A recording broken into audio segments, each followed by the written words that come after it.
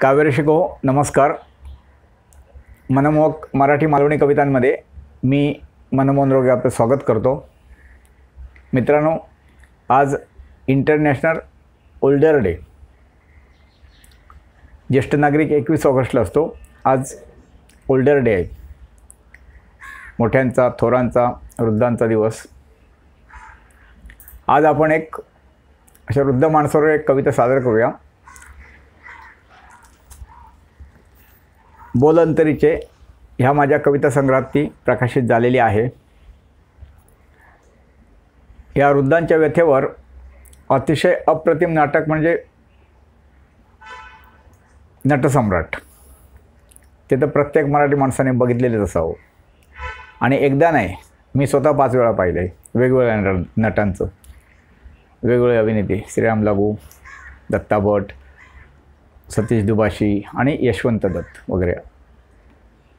तर त्यात ही वृद्धांची व्यथा अतिशय सुंदर, सकस आणि पिढ्यानपिढ्या ती तशीच आहे, दुर्दैवाने अशी मांडलेली आहे. मध्यंतरी चित्रपटसुद्धा येऊन गेला नाना पाटेकरने, महेश मांजरेकर. तर आज आपण त्या वृद्धांवरची एक कविता सादर करतोय. जेव्हा तरुण माणसं असतात, लग्न करतात आणि मूल झाल्यानंतर जवळजवळ त्या मुलाभोवती त्यांचं सगळं जीवन फिरतं. मग त्यांच्या हौसा मौजानं ते मुरड घालतात. आपल्या मुलांना कसं सुख मिळेल, आपल्या मुलांना कसा आनंद मिळेल, त्यांना अधिकाधिक जे आपल्याला नाही मिळालं ते त्यांना कसं देता येईल, त्यासाठी गरीब असो की श्रीमंत, प्रत्येक बाप, आई, वडील हे प्रयत्नच करतात.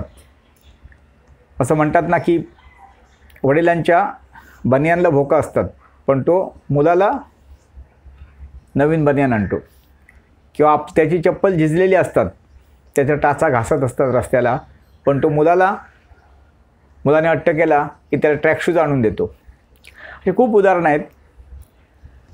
पण तोच आईवडील आपले जगणं विसरतात. मुलाभोवती त्यांचं सगळं विश्व असतं, पण ती मुलं मोठी झाल्यावर खूपशी मुलं, दुर्दैवाने खूपशी म्हणावं लागतं की मग ते त्या वृद्ध आईवडिलांची किंमत करत नाही. म्हणजे घरात असले तरी त्यांना वेळ देत नाही, 2 मिनिटं त्यांच्याशी बोलत नाही. आणि अशीच एका वृद्ध आईवडिलांची ही कविता आहे. माझे गुरु ब्रह्मर्षी वर्तक साहेब हे त्यांच्या वृद्धापकाळात त्यांचं संशोधन, लेखन थांबलं होतं. फक्त कधी काही वाचत होते. तेव्हा मी त्यांना विनंती केली, माझे लेख, काही कविता, तेव्हा हा कविता संग्रह प्रकाशित झाला नव्हता, तर सर पाठवू का, तुम्ही वाचाल का साहेब? तर म्हणाले हो, आवडेल मला. मग मी ते पाठवलं होतं. तर मी फोन केला की वारंवार सांगायचे, हे वाचलं की छान वाटलं, आज ते वाचलं, काल ते वाचलेलं, असं सांगायचे. पण जेव्हा त्याने ही कविता वाचली, सकाळचे जवळजवळ 9:15 वाजले होते, तेव्हा तो भाग्यवान दिवस होता तो. ही स्वतः वर्तक साहेबांनी मला फोन केला. मग तेव्हा ते स्वतः फोन वापरत नव्हते, म्हणजे फोनवर बोलणं त्यांचं कमी होत होतं. आम्ही पण त्याचे ज्येष्ठ पुत्र विधिज्ञ पुष्कर वर्तक, त्यांना फोन करायचो, मग ते त्यांना नेऊन द्यायचे. तर त्यांनी ही कविता वाचल्यावर लगेच सांगितलं, पुष्कर, रोगेंना फोन लाव, अतिशय सुंदर कविता आहे. आणि ही ह्या कवितेला सगळ्यात मोठी दाद आहे. तर मुलं घरात त्या आईवडिलांकडे दुर्लक्ष करतात आणि ते आपल्या मुलांमध्ये रमतात. असं एक चक्र आहे. मग त्या आईवडिलांच्या काय अपेक्षा असतात, त्यांना काय वाटतं, ते या कवितेत मांडायचा प्रयत्न केलात. ही कविता ही संपूर्ण वृद्धांची बाजू मांडलेली आहे. पण काही वेळा काय होतं की जे आईवडील असतात, वृद्ध माणसं असतात, ती काळानुसार बदलत नाही.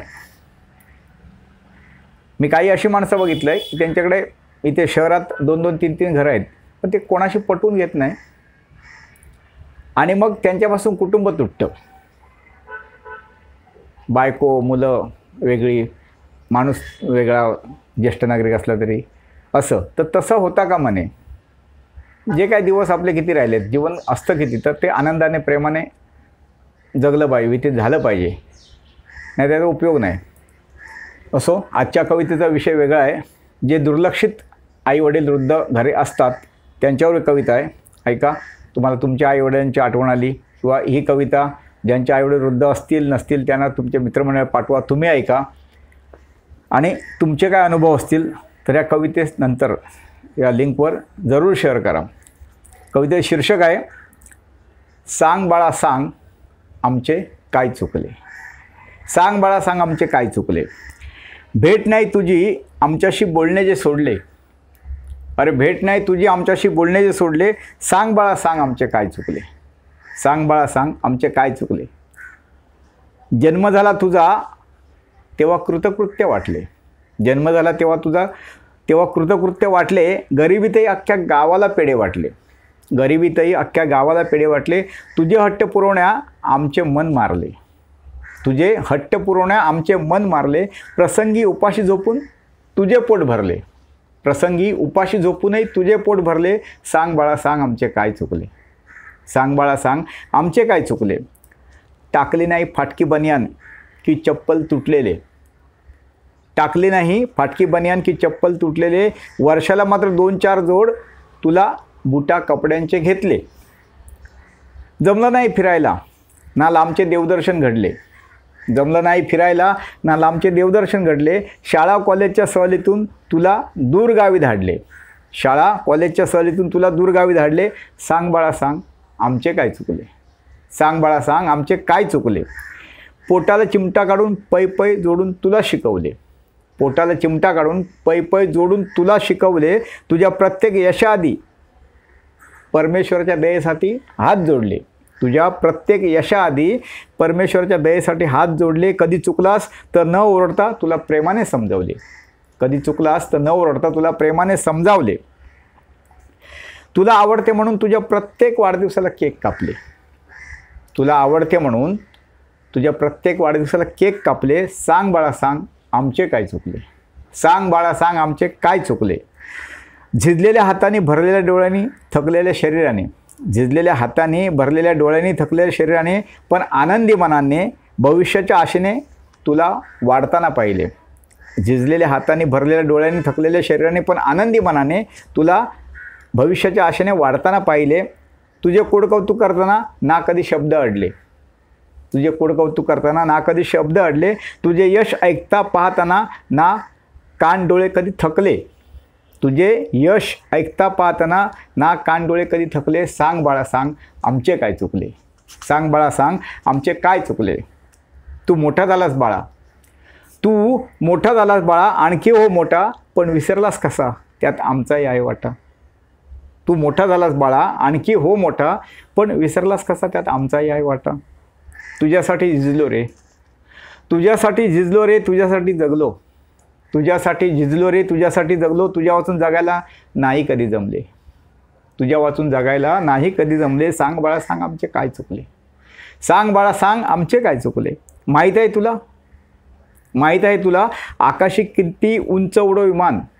माहीत आहे का तुला आकाशी किती उंच उडो विमान भरकटेल ते जमिनीशी नाही ठेवले संधान.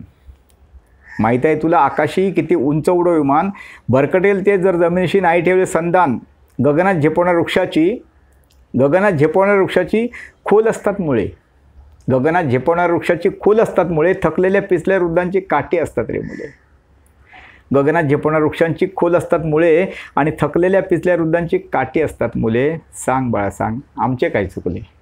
सांग बाळा सांग आमचे काय चुकले. कधीतरी थोडा वेळ आमच्याकडे बसून तर बघ.